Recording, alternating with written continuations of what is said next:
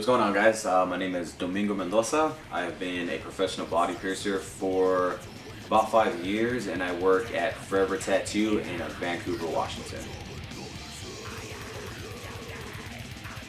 I would say my favorite type of piercing to do by far would probably have to be, I would say anything really on the ears. Like, I think it's fun to me, you know what I mean? Like doing noses and stuff like that, those are like my favorite ones to do. It's really fast and really quick, and I do like to challenge myself, so I would say my right below that would be like doing like dermals and stuff like that. I mean, those are really fun to do, and I love doing them. It's actually what I do the best, honestly. So, yeah. Where all have I pierced? Let's see, I pierced in Texas, California, here in Washington, and a little bit in Colorado, but it wasn't really too long. So most of it has been in California and Texas. The best part of the industry, I would say, is I get to travel a lot, and I get to see a lot of different places that I never thought in my life that I would be able to see. Just like doing conventions and meeting really cool people. I mean, it's really amazing, like a lot of the places that I've been to and a lot of places that I've seen.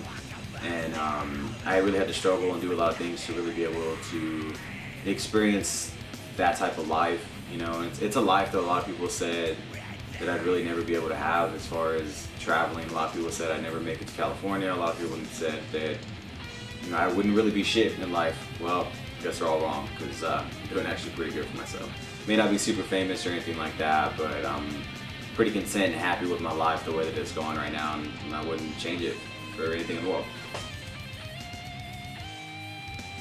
Let me see, what do I think about people that curse at home?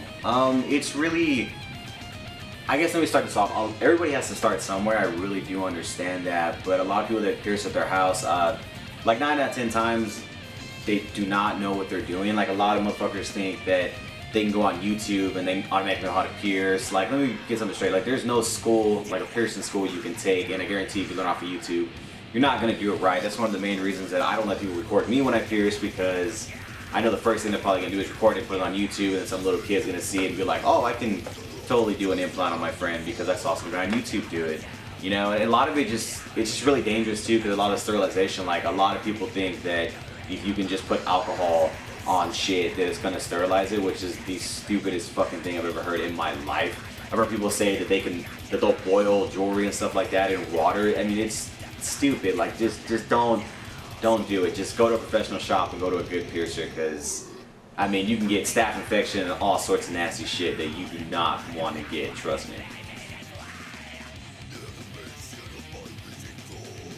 I'd say I've been getting tattooed since I was about 16, so it's going pretty good. I mean, I do have quite a lot, I guess, for my age. I'm 23, about to be 24.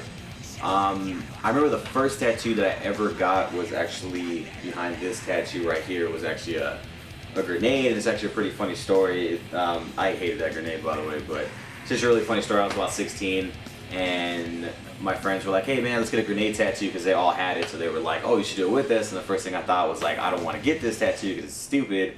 And then the second thing was like, man, maybe I need to ask my dad, blah, blah, blah. So knowing my luck, I went home, and my dad, it was a Friday, you know, and my dad was drinking with his friends, so he was already all drunk and everything, and I went up to him and I was like, hey dad, like, you know, I kind of want to get this tattoo. And in my head I was hoping he was going to say no, because I really did not want to get what it was.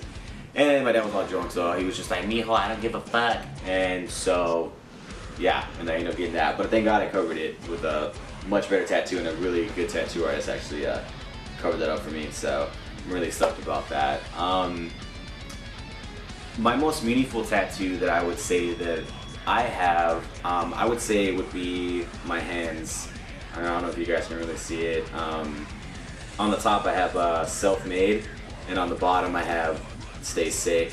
And simply to me, self-made to me means that from the day that we were born and we walk out or we take our first steps, you know, whatever we do in life, I mean, if you wake up and you become a murderer, a killer, a drug dealer, whatever you decide to do, and then people view you a certain way, you made yourself that way. Like, you made the choices to make people see you in the light that they see you in. Like, if you're a fucking asshole, you're a dickhead. I mean, people just see you and they're just like, man, fuck that dude. He's a dick. He's an asshole, whatever. I mean, you made yourself that way. Like, no one else can do that, you know. So we're all self-made.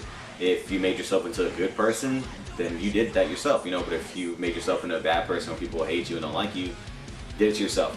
Sorry, but that's just the way it is. As far as like the stay sick goes, stay sick to me means wake up every morning, give 100% to everything that I do, and just be myself. And I live my dreams the way that I want to. I always remember, no matter what, no matter who, don't ever let anybody tell you that you can or can't do something, because that's complete bullshit. I grew up my whole life people telling me that I wouldn't be able to do shit, that I wasn't gonna be anything. You know, a lot of people, like when I was in high school, I guarantee I was like voted most likely to not succeed, you know, but I'm here now, you know, and I'm doing really, really good. And that by far has to be the most meaningful tattoos that I have on my whole body. And I'm really grateful for that. And I'm really grateful that the tattoo artist that got to do it for me, I'm really glad that I got to know him as a good friend and a good person. So yeah. Shoutouts. I'd like to give a shout out to you know, Andy, Kane, I totally spaced on that. Nate, Jerry, just everybody that I'm like glad to work here with. I mean, you guys are all really, really amazing, and I'm really glad that you guys, you know, let me into the shop and let me be part of the family, and I'm really, really grateful to work with each and every one of you guys. I want to give a shout out to my mom and my dad, you know, for really allowing me to pursue the dreams of, you know, becoming a body piercer and really being in the industry. I know at first they were kind of iffy about it, but I'm glad that, you know, now they see that I'm doing a lot of good stuff in my life and I'm traveling, and it makes me happy that I know that they're proud of me. So I want to say that I love Mom and I love you, Dad, very, very much. So yeah. Anyways, so thank you for watching my video, and thank you for watching my interview. And there will be more up soon for the rest of the shop. So yeah, have a good day.